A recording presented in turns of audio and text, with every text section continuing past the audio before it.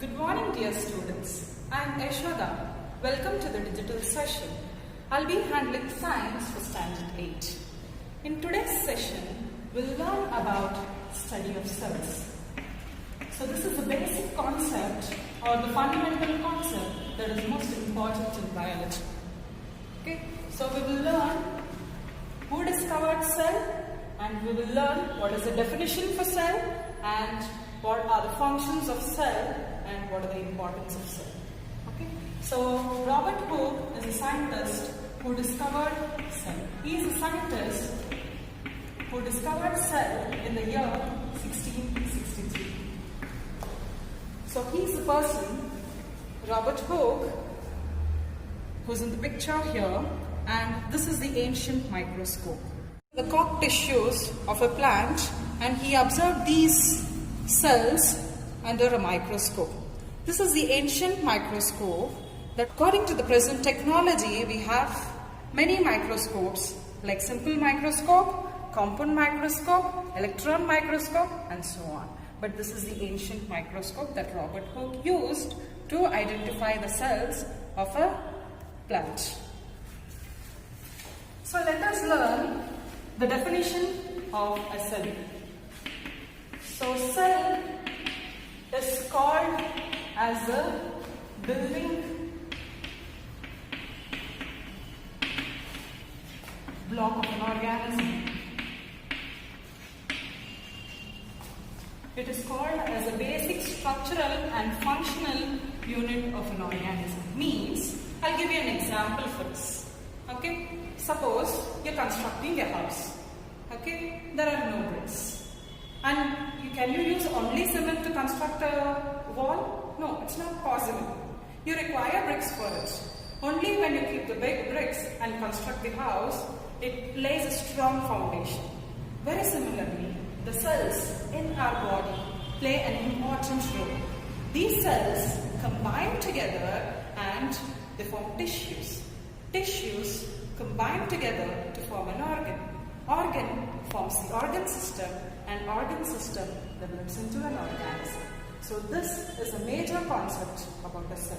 So that's why cell acts as a basic building block, and hence it is called as a structural and functional unit of an organism. So let us look into this sequence here. So this is a cell that possesses a nucleus, tissue, group of cells combine together to form a tissue. This is the definition for tissue. A group of cells combine together or join together to form a tissue. The tissues form the organs, kidneys, heart, brain, and etc. These organs later develops into an organ system, a complete organ system with all the organs. And then the organ system becomes the organism. So I have drawn the pictures of man, cat, duck, fish, and so on. So this is a sequence. So starting from cell, it is tissue, organs, organ system, and organism. So here, cell is most important for the formation of an organism. Is it clear, children? Hope it's clear to you all. Now let us look at the two types of cells. There are two types of cells. Okay, so the first type of cell is called as a prokaryotic cell. There are two types. One is called as a prokaryotic cell, and the other is called as a eukaryotic cell. Based on number, you have unicellular organisms and multicellular organisms. That is based on number. But here, generally, the cells are of two types. One is prokaryotic and the other is eukaryotic. Pro literally means prime. It literally means prime or primitive. And carry on is nothing but nucleus. So the organisms that have a primitive nucleus is called as prokaryotic cell. That is the definition for prokaryotic cell. So what's the definition? The organisms that have a primitive nucleus, we call them as prokaryotic cells. So let us look at the structure. Okay, so this is the structure of a prokaryotic cell. which is called as a bacterial cell. I have considered a bacterial cell. So this is how it looks, okay, under a microscope. So here, this prokaryotic cell has nucleoid, which is nothing but DNA in the form of DNA, which is called as deoxyribose nucleic acids. This is the genetic material. So this genetic material is not well defined. It's not well defined. That's why these organisms are called as prokaryotic cells. The nucleus is not well defined.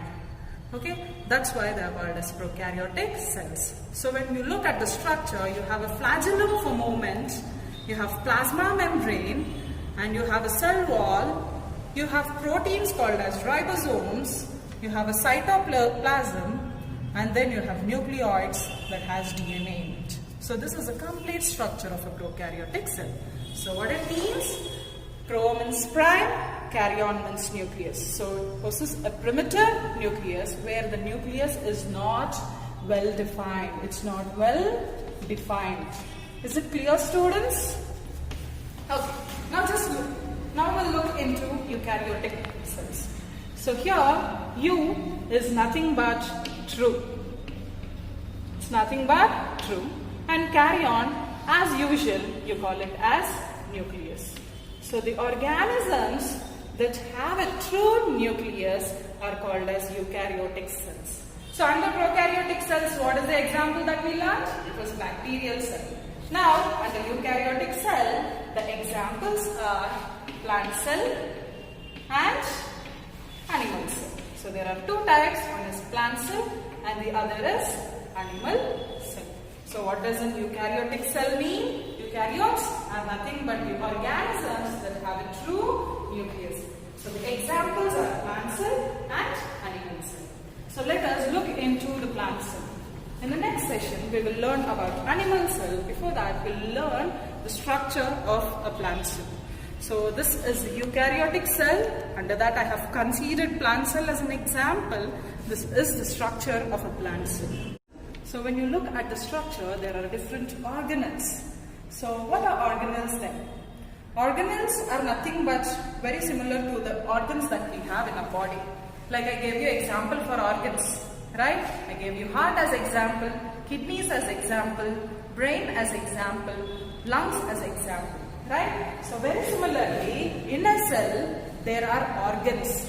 And these organs, you call them as organelles. You call them as organelles. I have listed some organelles here. That we will look into the picture.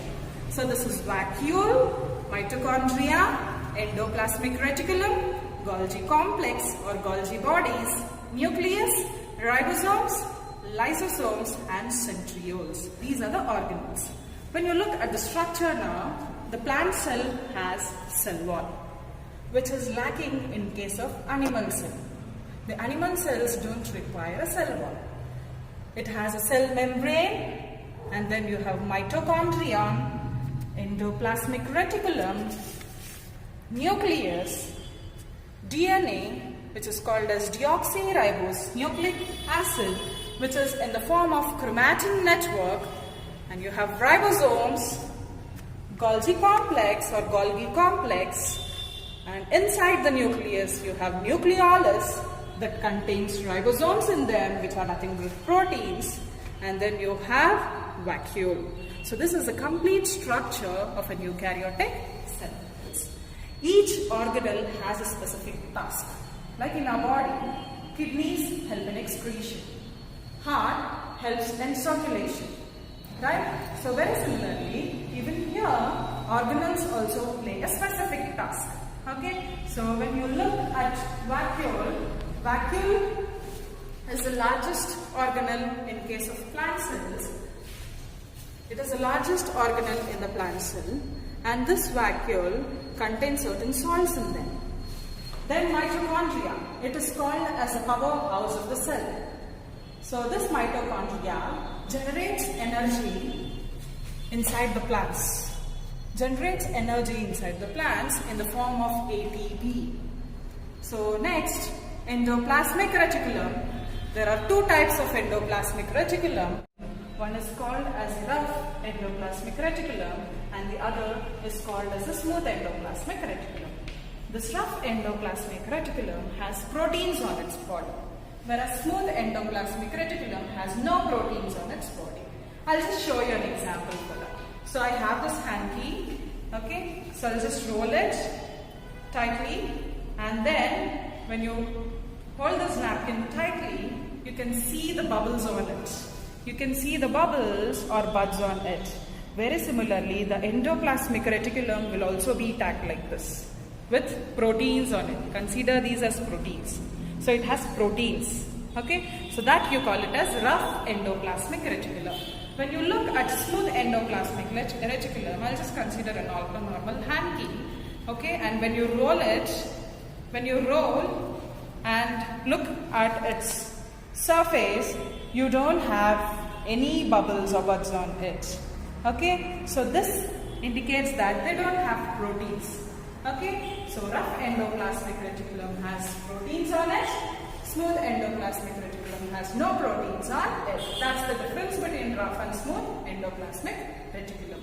Next, coming to Golgi complex. This Golgi complex produces chemicals. Whenever the cell is in need of chemicals for certain reactions in the cell, the Golgi complex secretes certain chemicals. That is the role of Golgi complex. That's why it's called as the chemical factory of a cell. Next, coming to nucleus. Nucleus plays a very important role. Without nucleus, there is no existence of cell at all. Without mommy at home, it's impossible for you all to cook food, right? You face a lot of difficulty in cooking food, right? So mom plays an important role there. Very similarly, the nucleus also plays an important role in a cell. Let it be a plant cell, let it be an animal cell, or any type of cell. Okay, so this nucleus is that's why called as the kitchen house of the cell. Okay, so inside the nucleus you have DNA, which is nothing but deoxyribose nucleic acid, which I have drawn in the form of threads. It has chromatin network. Okay, when the cell is normal, the nucleus looks like this. The nucleus looks like this, and the chromatin network is highly spread out here. Okay. So I'll just give you an example for that or demo for that again. So I'm considering a thread here, okay, and what I'm doing is I'm just drawing a circle here, which is nothing but nucleus, and I'm dropping the thread on this, okay. I'm just dropping the thread on this, okay. So very similarly, the nucleus also has thread-like structures in it, which is called as DNA. When the cell undergoes division, or when it is ready to divide, what happens is this thread-like structures inside the nucleus undergoes coiling. It undergoes repeated coiling like this.